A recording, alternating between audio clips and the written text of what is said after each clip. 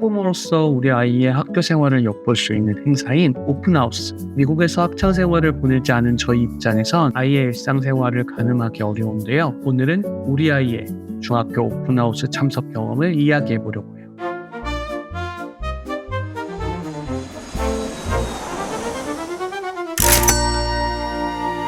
다른 영상에서 보여드렸듯 저희 딸의 7학년이 시작됐어요. 새로운 학년이 시작되고 새로운 과목과 시간표 그리고 수많은 과외 활동으로 딸아이는 정신없는 나날을 보내고 있는데요. 아내와 저는 아이가 어떤 학교 생활을 하고 있는지 궁금하더라고요. 아무래도 저나 아내나 한국에서 학교 생활을 했다 보니까 미국 학교 생활에 대해서는 영화에서 본 게 다란 말이에요. 그래서 딸의 학교 생활을 가늠하기가 굉장히 어려웠는데요. 마침 학교에서 오픈하우스를 해서 아이의 학교 생활에 대한 이야기도 듣고 학교도 돌아다녀 볼 수 있는 시간을 가졌어요. 오늘은 아이 학교 오픈하우스에 대한 이야기와 중학교 생활에 대한 이야기를 함께 나눠보려고 해요. 그럼 함께 들어가 보시죠.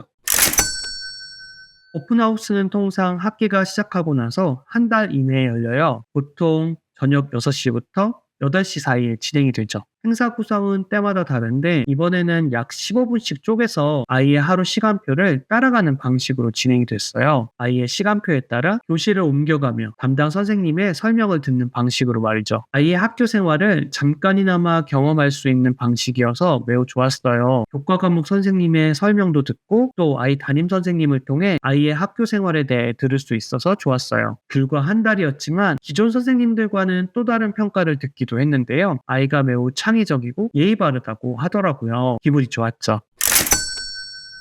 오픈하우스에선 아이가 이번 학년에 듣게 되는 수업에 대해서 설명을 많이 들었어요. 이번에 배우는 교과목은 기초 대수학, 생물, 세계사, 외국어가 가장 특징적이에요. 통상 7학년부터 아시아 학생들은 수학을 선행학습을 시작하는 것 같더라고요. 기초 대수학이 7학년 교과이지만 일찍 시작한 친구들은 벌써 도형이나 대수학으로 넘어간 친구들도 많아요. 생물 시간에는 이번에 개구리 해부를 한다고 하는데요. 지금 저희 아이의 가장 큰 걱정 중에 하나예요. 세계사 시간엔 대부분 서양사를 공부하고 일부 중국과 일본의 역사를 훑는 것 같더라고요. 외국어 같은 경우에는 7학년 때는 학교에서 배울 수 있는 모든 외국어를 4개의 분기로 나눠서 한 번씩 배우고요. 8학년부터 한 가지를 선택해 공부한다고 해요. 저희 딸은 아마도 스페인어를 할 듯한데요. 안타깝게도 한국어는 선택지에 없네요. 미국은 한국과 달리 반과 담임 선생님이 아주 중요하지는 않아요. 반에서 오전에 15분 정도만 머무르고 그 뒤로는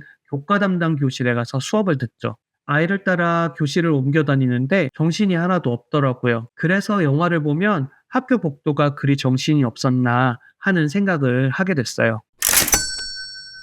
방과 후 특별활동에 대한 설명과 안내도 받을 수 있었는데요. 체육과 음악을 제외한 다양한 활동들을 클럽 활동을 통해 경험할 수 있더라고요. 체육 같은 경우는 클럽 활동과 별개로 교육부에서 통합 관리를 하는데요. 이건 조금 이따가 설명을 드릴게요. 음악 같은 경우는 밴드와 오케스트라 합창단을 수업 시간을 통해 연습하고 진행하게 돼요. 별도로 재즈 밴드나 마칭 밴드 같은 경우 오디션을 통해 별도로 선발하고요. 클럽 활동은 교과와 체육, 음악을 제외한 거의 모든 활동이라고 보시면 되는데요. 만약에 자기가 원하는 활동이 없다면 스스로 만들 수도 있어요. 이런 클럽을 직접 만드는 활동은 나중에 입시에 큰 도움이 되기도 하죠. 저희 딸은 이번에 던전 앤 드래곤 보드게임 클럽과 이어북 만들기 등의 클럽을 사인업했다고 해요. 미국 학교 생활의 꽃은 체육 활동이죠. 6학년 아이를 둔 학부모님들은 꼭 알아두셔야 하는 게 거의 모든 단체 운동 팀의 트라이아웃과 가입이 6학년을 마친 후에 여름방학에 집중되어 있다는 사실이에요. 6월 달에 트라이아웃 신청을 하고 8월에 트라이아웃을 한 뒤 통과를 해야만 가입이 되죠. 그런데 전 까맣게 모르고 있다가 뒤늦게 그 정보를 보게 되었어요. 그래서 깜짝 놀랐는데 다행히도 저희 딸을 시키려고 했던 테니스 같은 경우는 고등학교 올라갈 때 선발을 한다고 해요. 얼마나 다행이었는지 몰라요. 만약 아이의 운동부 가입에 관심이 있으신 분들은 염두에 두고 계셔야 할 것 같아요. 아울러 교육부 운동팀 홈페이지에 수시로 가서 정보를 얻으셔야 해요. 운동부 관련 안내는 학교를 통해서 따로 오지는 않더라고요. 그래서 남몰래 시키고 싶었던 축구나 농구와 같은 단체 구기 운동을 시킬 기회는 없어지고 말았어요. 저희 딸의 학교 생활 중에 또 하나의 중요한 프로그램 중에 하나가 바로 꼴 프로그램이에요. 이니셜로 단어 만들기 좋아하는 미국 사람들. 그렇게 만들어진 이 프로그램은 한국어로 간단히 설명하면 영재 프로그램인데 말처럼 그렇게 간단하지는 않아요. 한국에서 생각하는 영재와 미국에서 생각하는 영재가 의미가 다르기 때문인데요. 그래서 프로그램에 들어가도 교과목과 관련된 프로그램이 전혀 없답니다. 하루 종일 수업 때 하는 수업 활동과 하루 종일 학교를 떠나서 하는 활동 두 가지 종류로 나뉘는데 매우 적극적으로 참여해야 다양한 체험을 할 수 있답니다. 이 프로그램과 관련해서는 제가 따로 영상을 한번 제작해 보도록 할게요.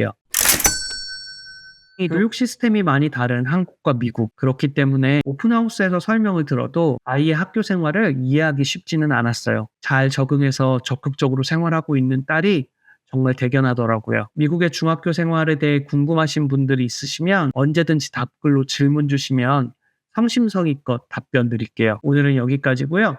다음에도 재밌는 미국 생활로 찾아뵐게요. 그럼 다음 시간에 만나요. 안녕.